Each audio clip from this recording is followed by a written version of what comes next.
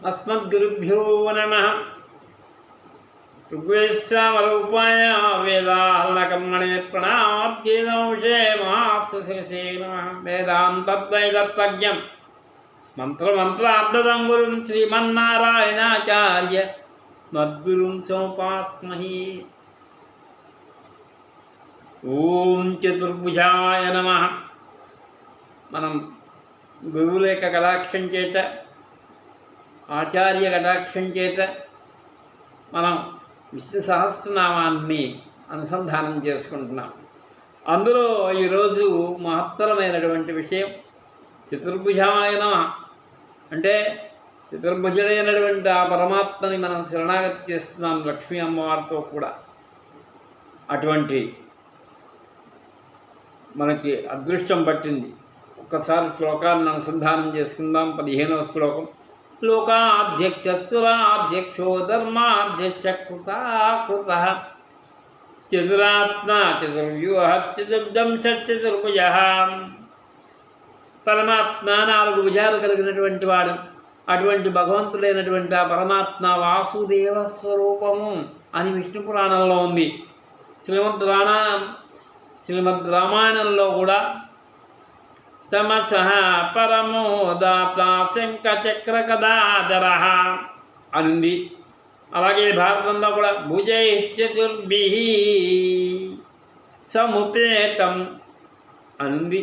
ఈ ప్రమాణాలను అనుసరించి పరమాత్మ చతుర్భుజుడైనటువంటి వాడు అని మనకు తెలుస్తుంది.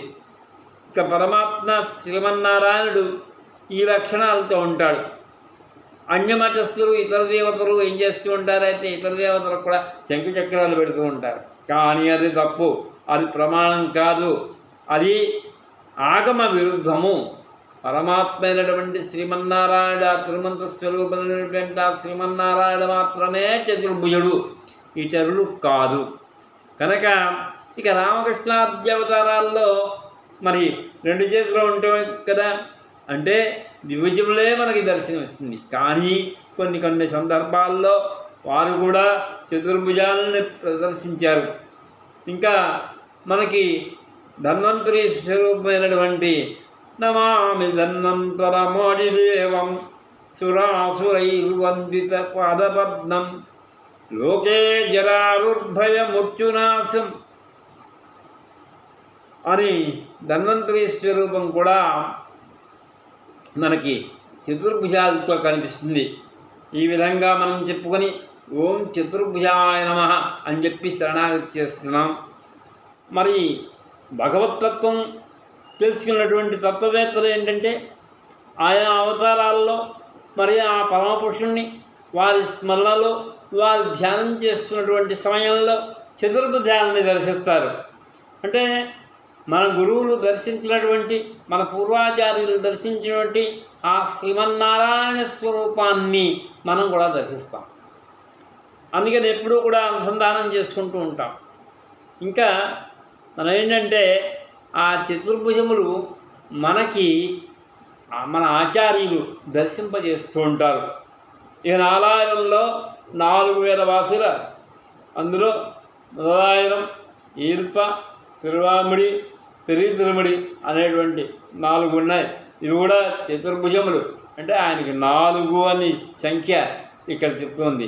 అంటే ఈ ద్రవిడ వేదం అంతా కూడా చతుర్భుజుడైనటువంటి ఆ నారాయణ స్వరూపం కనుక ఆ శ్రీమన్నారాయణ్ణి మనం తిరుమంత్రంతో అనుసంధించుకుంటూ ఆ స్వామిని ఎప్పుడూ కూడా శరణాగతి చేయాలి. మరి ఋగ్వేదశ్చామ రూపాలు అధర్వణ రూపం ఆ స్వామి యొక్క రూపమే, ఆ స్వామి యొక్క స్వరూపమే.